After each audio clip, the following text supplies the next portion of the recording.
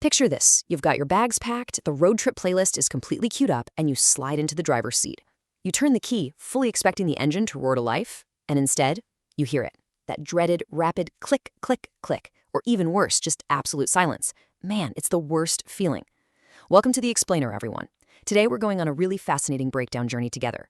We're going to explore exactly what's happening under the hood in that frustrating moment, and we'll see how the solutions are evolving, from simple driveway hacks to literally futuristic augmented reality rescues. So when you hear that awful clicking sound, your heart just sinks, right?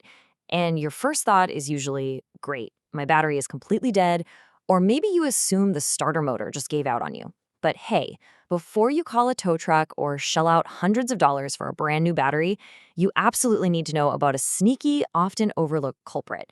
You might actually have plenty of power sitting right there, but it's just being blocked by something incredibly simple. Okay, let's dive into this. Here's our roadmap for today's explainer. First, we'll look at the sneaky starting culprit. Then we'll get into some DIY battery terminal fixes. After that, we'll explore remote tech to the rescue. And finally, surviving a breakdown. Let's get right to it. Section 1, the sneaky starting culprit, identifying loose terminals. So the battery terminals are the absolutely critical connection points where your cables attach to the battery posts. When they aren't tight, even a slight voltage drop causes a whole cascade of electrical issues.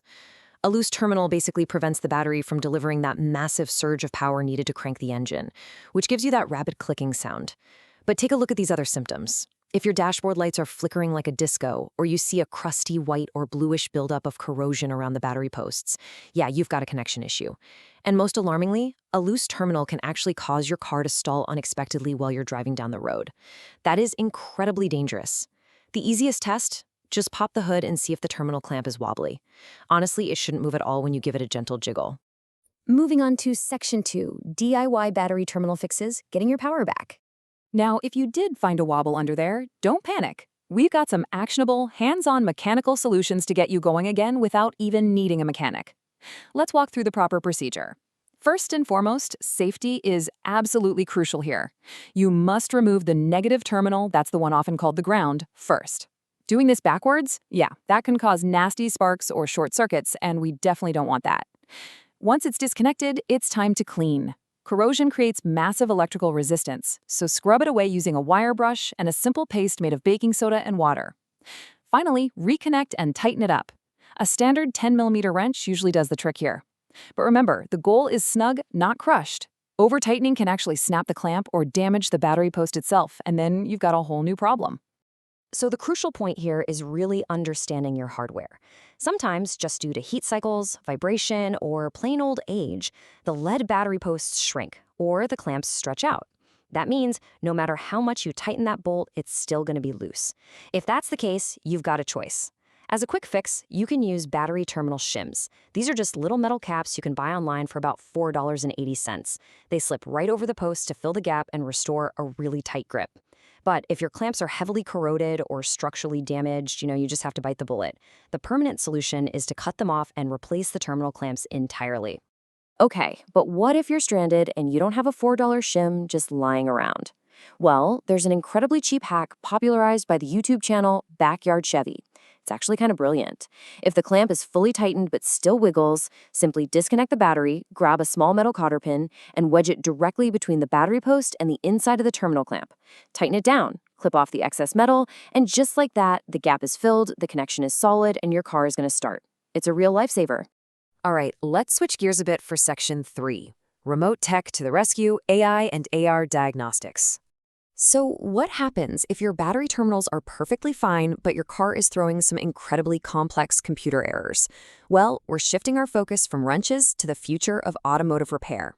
$7 billion. To put that into perspective, by the year 2025, the global market for augmented reality in the automotive sector is projected to reach nearly $7 billion.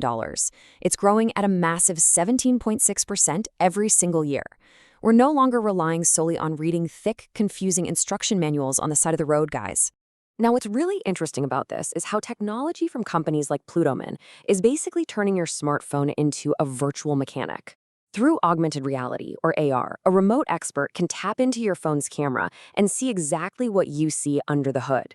They can overlay 3D step-by-step visual guides directly onto your screen, pointing out the exact part you need to check. But wait, it goes way beyond human experts. AI computer vision algorithms can analyze the live video feed to automatically pinpoint specific component issues. And behind the scenes, machine learning is analyzing sensor data like battery health and engine performance to predict maintenance needs before the breakdown even happens. It's essentially a super smart virtual assistant sitting right in your garage. How cool is that? Which brings us to our final part, Section 4, Surviving a Breakdown, AAA Safety Protocols. But, we have to be realistic here and pivot to the absolute worst-case scenario.